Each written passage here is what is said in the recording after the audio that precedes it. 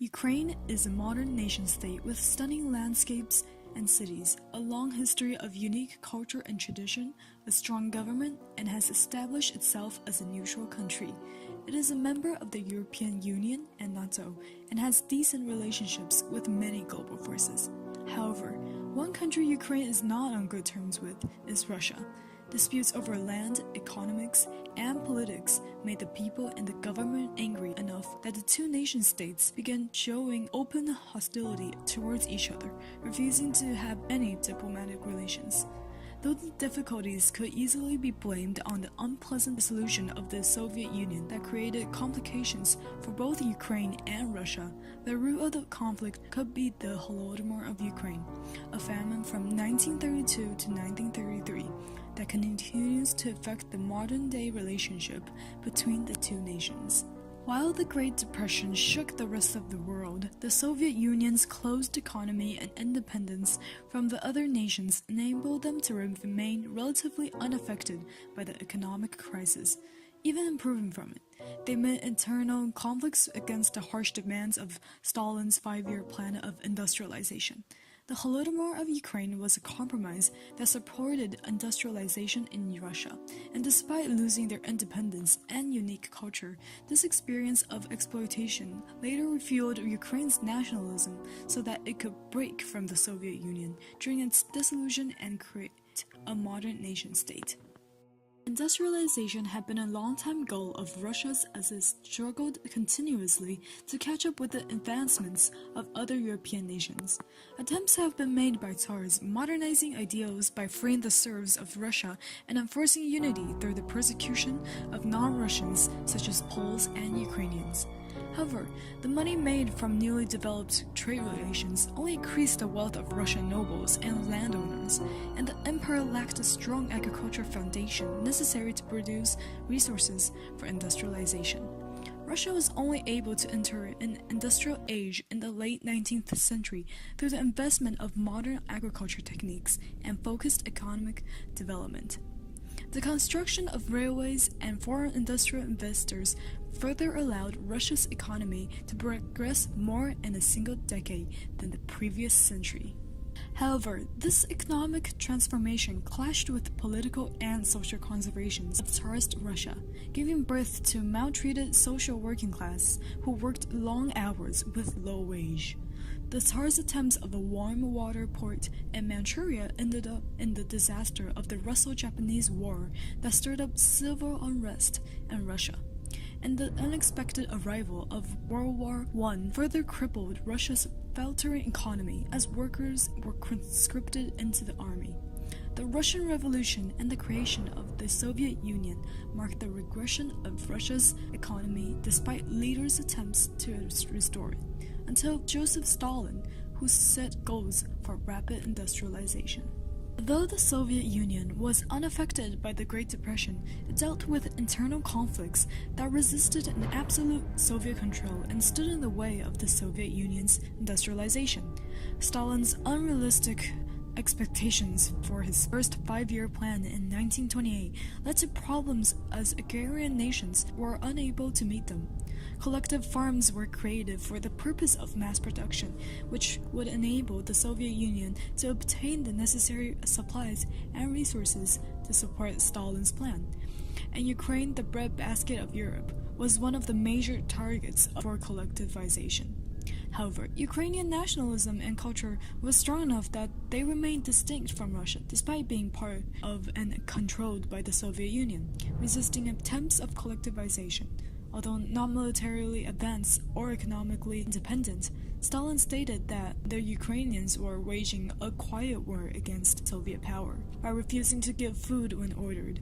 This conflict escalated to the extent that they were considered a threat, leading to the Holodomor. The autumn of 1932 gave Ukraine an abundant harvest, but even so they were unable to meet the high quotas from the Soviet Union. Using this as an excuse, Russian soldiers went from house to house in every village of Ukraine, confiscating all of their food, crops, and livestock, leaving the land barren. The winter of 1932 was when the famine began.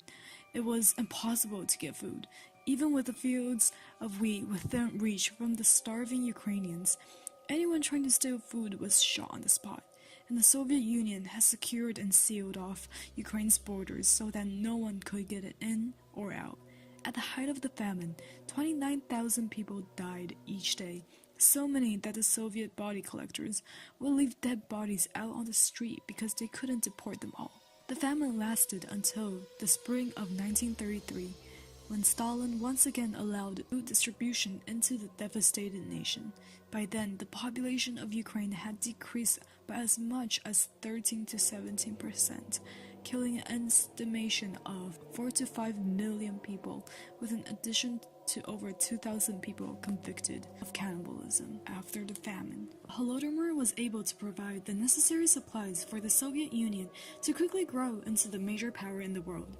During the famine, Russia had dumped a high percentage of the confiscated grain into the global market, giving them an advantage of wealth over the other nations and supporting their industrialization process. Ukraine's strong nationalism was weakened by the famine, and they were banned from leaving Ukraine and forced to accept Russian influence when Russians were sent to repopulate the nation. The famine was blamed on the inept Ukrainian government, allowing the Russian leaders who replaced them to appear as heroes.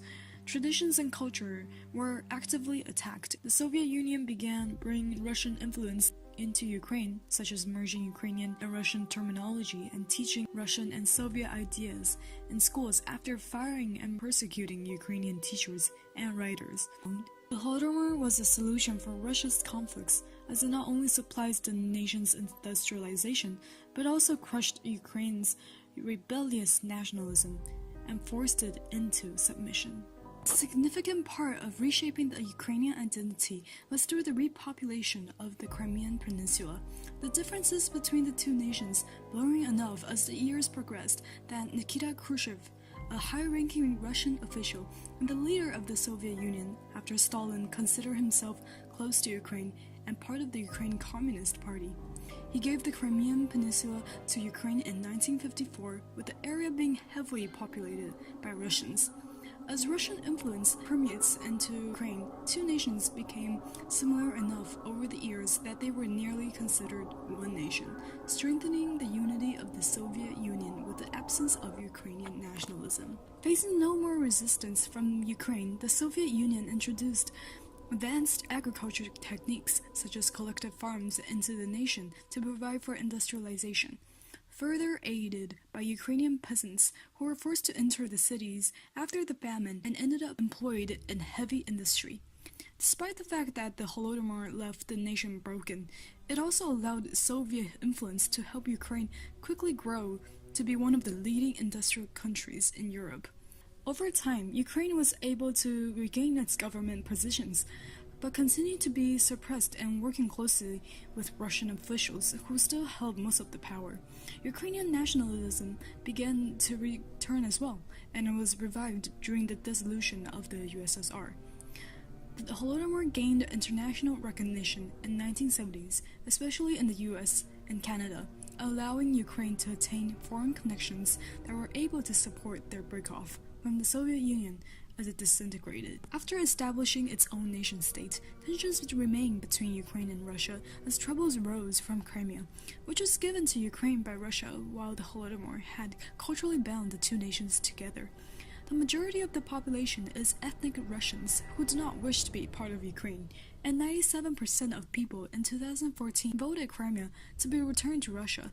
However, Ukraine was unhappy with the shift and believed it to be illegal because it was not only losing a piece of its land, but also Russian and Ukrainian military bases, a water port, and easy access to the Mediterranean, Baltic states, and the Middle East. Ukrainian President Petro Poroshenko had even declared, "Our relations cannot be normalized without the return of Crimea." Russia's refusal led to the deterioration of the relationship between the two nations. Both viewed each other with animosity, stopping trade and communication. The Holodomor of Ukraine was a compromise that broke the Ukrainian nationalism that had rejected collectivization and supplied Russia's plans of industrialization. However, despite losing their independence and unique culture, this piece of tragic history worked to revive the Ukrainian spirit so that it could finally break from the Soviet Union during its dissolution and build a modern nation-state.